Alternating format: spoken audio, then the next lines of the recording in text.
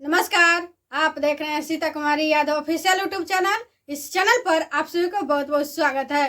तो आज आप लोगों को क्लास 12th बायोलॉजी का मोस्ट इम्पोर्टेंट ऑब्जेक्टिव क्वेश्चन का सॉल्यूशन करवाने वाले हैं।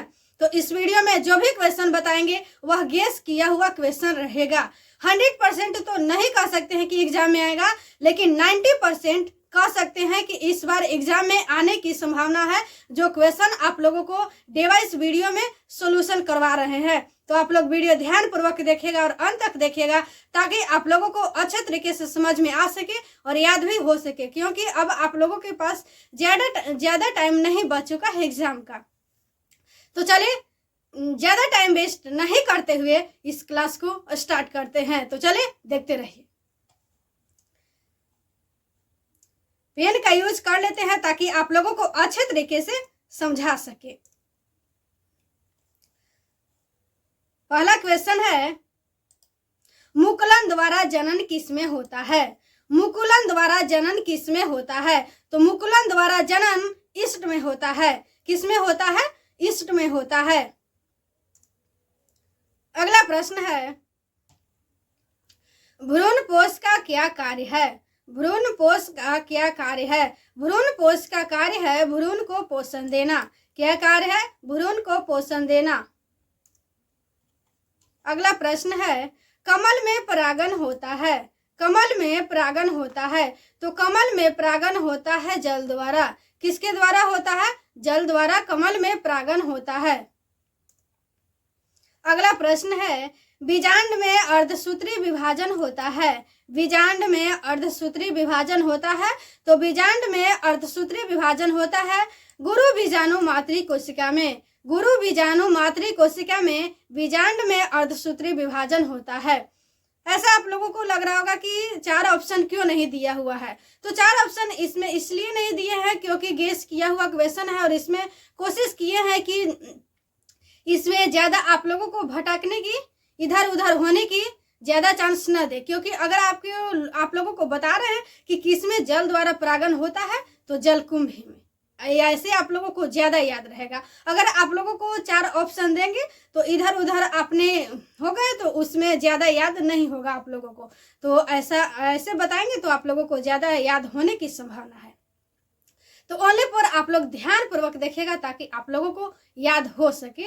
आपने तो पहले से भी याद किए होंगे और इस बार रिवीजन हो जाएगा। अगर आप लोगों के पास कम टाइम बच चुका है तो आप लोग ऐसा क्वेश्चन पढ़िएगा जो कि एग्जाम में आने की संभावना है। अगर आपने टोटल बुक पढ़िएगा तो वैसे में आप लोगों को ओनली फॉर टाइम वेस्ट होगा। पहले तो आप लोगों ने शुरू से लेकर के लास्ट तक पढ़े हैं, लेकिन अब आप लोग वैसे मत पढ़िएगा। जो भी गेस किया हुआ क्वेश्चन रहेगा ओनली फॉर वही पढ़िएगा। अगर आप लोगों ने कोचिंग जाते होंगे या ऑनलाइन ही पढ़ते हैं तो जहां भी आप लोग पढ़ते हैं वहां आप लोगों को गेस किया हुआ क्वेश्चन जरूर बताया गया होगा। अगर नहीं भी बताया गया है तो आप लोग टेंशन मत लीजिए, आप लोग ओनली फॉर डिवाइस वीडियो देखते जाइए, आप लोगों को अच्छा नंबर जरूर आएगा।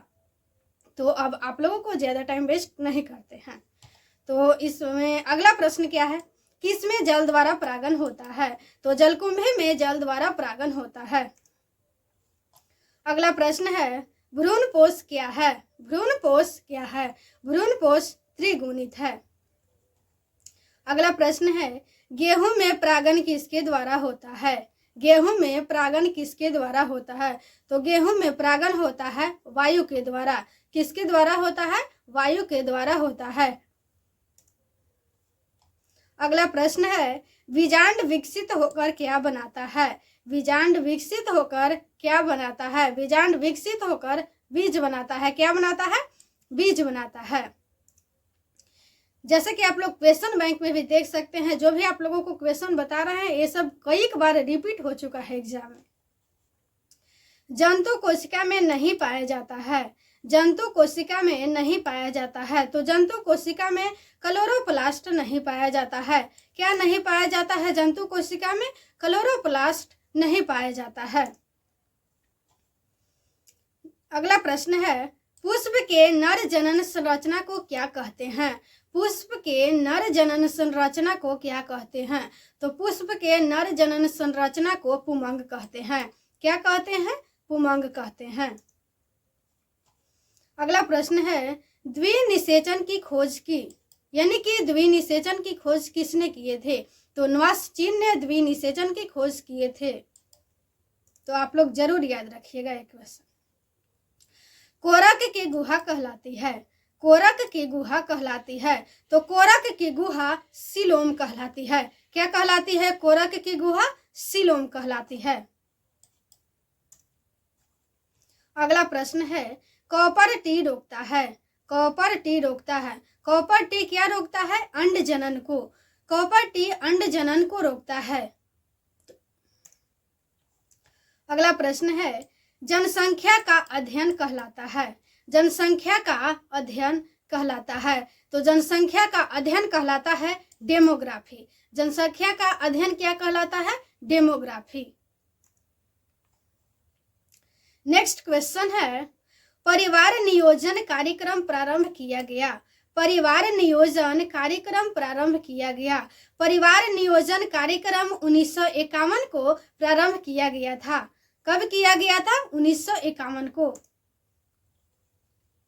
नेक्स्ट क्वेश्चन है मेंडल ने कार्य किया, मेंडल ने किस पे कार्य किया था? तो मेंडल ने उद्यान मटर पे कार्य किया था। मेंडल ने कार्य किया उद्यान मटर पर। किस पर? उद्यान मटर पर। अगला प्रश्न है जीन विनिमय किस अवस्था में होता है? जीन विनिमय किस अवस्था में होता है? जीन विनिमय पैकेटीन अवस्था में होता है। किस अवस्था में होता है? पैकेटीन अवस्था में जीन विनिमय होता है। अगला प्रश्न है डाउन सिंड्रोम है एक, डाउन सिंड्रोम है एक, डाउन सिंड्रोम है एक गुणसूत्रीय व्याधि। क्या है? गुणसूत्रीय व्याधि डाउन सिंड्रोम है। अगला प्रश्न है हीमोफीलिया है, हीमोफीलिया है मेंडेलियन व्याधि। क्या है? मेंडेलियन व्याधि हीमोफीलिया है। अगला प्रश्न है मेंडल का द्वितीय नियम है, मेंडल का द्वितीय नियम है, तो मेंडल का द्वितीय नियम है स्वतंत्र अपीहन का नियम।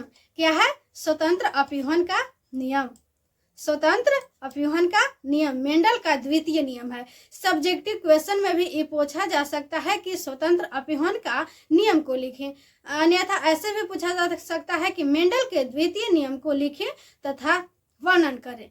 तो सब्जेक्टिव क्वेश्चन में भी इस बार के लिए यह जरूर महत्वपूर्ण क्वेश्चन है। कोशिश करेंगे कि सब्जेक्टिव क्वेश्चन का भी मोस्ट इम्पोर्टेंट यानी गेस किया हुआ क्वेश्चन का सोल्व कराएं आप लोगों के पास, तो जरूर कोशिश करेंगे बताने का।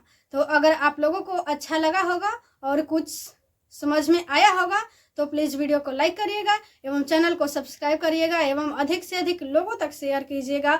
और इसी तरह से डे वाइज वीडियो पाने के लिए आप लोग चैनल को जरूर सब्सक्राइब करें ताकि आप लोगों के पास सबसे पहले वीडियो पहुंच पाए।